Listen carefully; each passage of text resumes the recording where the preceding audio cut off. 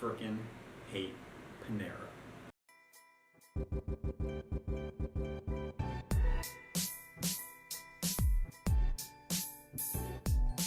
Favorite place to eat on campus?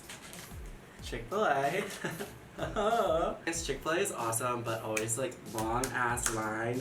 But those chicken sandwiches, like I'll wait all day. Least favorite places, so I really like haven't eaten on campus too much since like freshman year. But I lived in Capstone. There was that like all you can eat, crusty ass, gross ass place in the like lobby or whatever. And I lived there. Like I could have just took the elevator down to the first floor to get my meals, and it was just so disgusting that I couldn't even do it. Ooh, my favorite place to eat last year was at the Preston's Dining Hall. It had a good option. And my least favorite was Bates because it was really far away from main campus. Favorite place to eat on campus is nowhere. Least favorite place is everywhere. Campus USC dining is the reason for my freshman 15 way back freshman year. And I legitimately did not eat Chick-fil-A once in the dining hall when I was a freshman, and I still got freshman 15. Like, it was crazy. I don't know how much salt they're putting in their food down there, but... Okay, so my favorite place to eat on campus. Well, I'm a junior, so I don't eat anywhere besides Russell House, really, because I only eat here because I'm working upstairs, so I just go downstairs to eat. I'd say my favorite, I guess, is Chick-fil-A, which is super original and fun. I'm so quirky. I do switch it up sometimes. I get it probably about once a day. Sometimes I get something grilled, sometimes something fried, a sandwich, some nuts. You know, it's really up in the air. I go with my heart, I go with my gut. My least favorite place, very, very close by Chick-fil-A, Panera. Frickin' hate Panera. As a college student with very little money, I go to Panera and half of my monthly budget is gone. The thing is, I go to Panera still for some reason because like I feel like healthy after. I'm like, you know, like, oh yeah, salad, yeah. But like 2 days ago I went to Panera, got half of a salad, half, not even a full salad, half of a Greek salad. Doesn't even have chicken, nothing. $9. Also, I don't have 45 minutes to wait for half of my salad either. Favorite place to eat on campus, not even close, Twisted Taco. Last week we were at a point where I'd eaten Twisted Taco 5 days in a row, sometimes twice in a day. Spicy chicken burrito, carne asada tacos, all of it. Honestly, I've never had anything bad there. If you're hungry, don't think, it's Twisted Taco. Least favorite, Bates Diner sucks. I know everyone's gonna say it's all Aramark, all you can places are the same. You're wrong. The amount of love that goes into Honeycomb and Gibbs makes it phenomenal. Bates is awful, and I'm glad that I'll never have to eat there ever again if I don't want to. Favorite place to eat on campus, I would say that new Smokehouse barbecue place downstairs because I'm in love with their mac and cheese. I don't need the barbecue, I don't need the chicken. Sometimes I just go eat mac and cheese. Least favorite place to eat on campus, probably community table. Just because I had it so much my sophomore year, and now I can't look at the food without just thinking about how much I had it.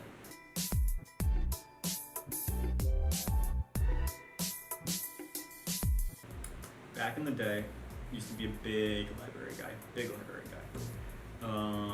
You really felt comfy and cozy there.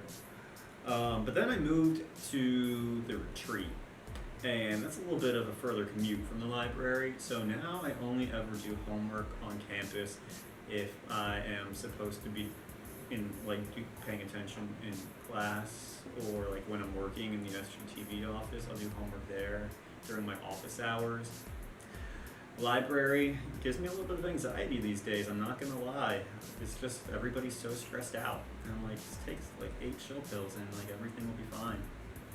I used to really like to study in the carousels on the 3rd floor of the library, but now that it's been redone, the 3rd and 4th floors are really nice to study in the main area with all the new tables and the boxes that look like the box from you.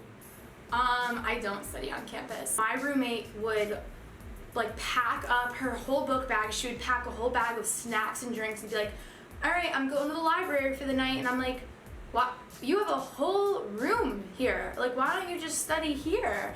I'm the type of person where I need to be in my pajamas, like in my own room with like a candle lit. I need to have snacks accessible. I can't like go on campus and study. I get distracted. If one person walks past me, I'm like, ooh, wonder what they're doing. Like, I cannot study on campus because I have the attention span of a gnat.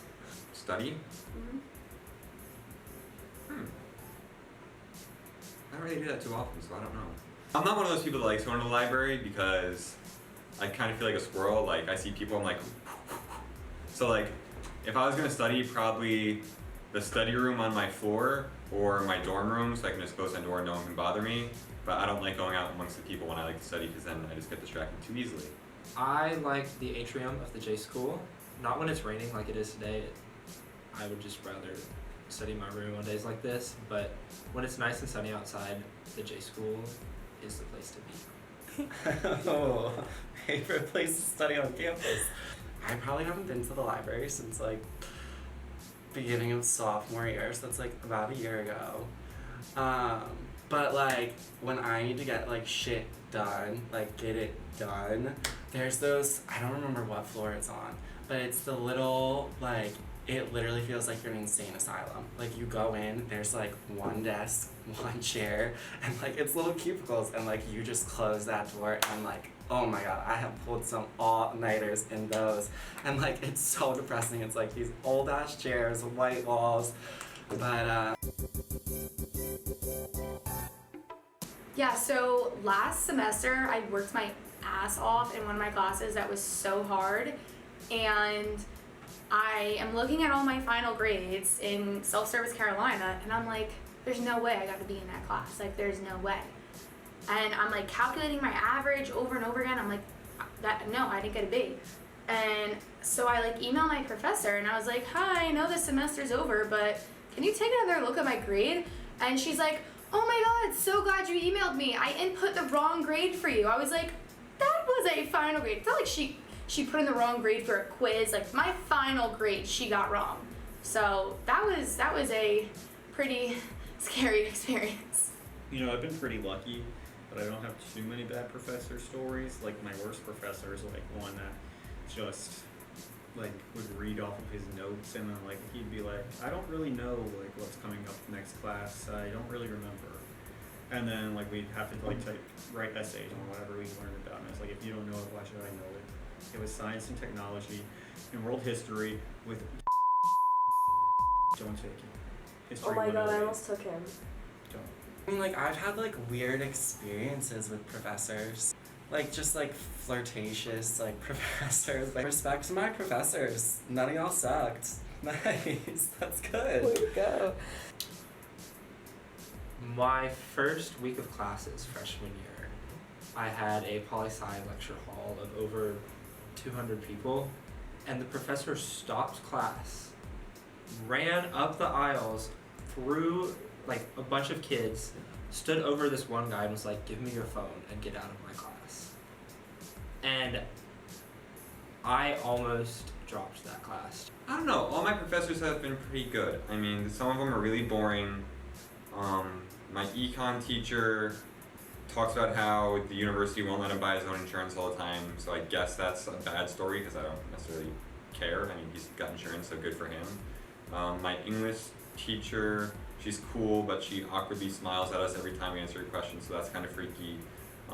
Like nightmares, like that's her. I don't like it. But no, most of all, I got some good people, so no real complaints.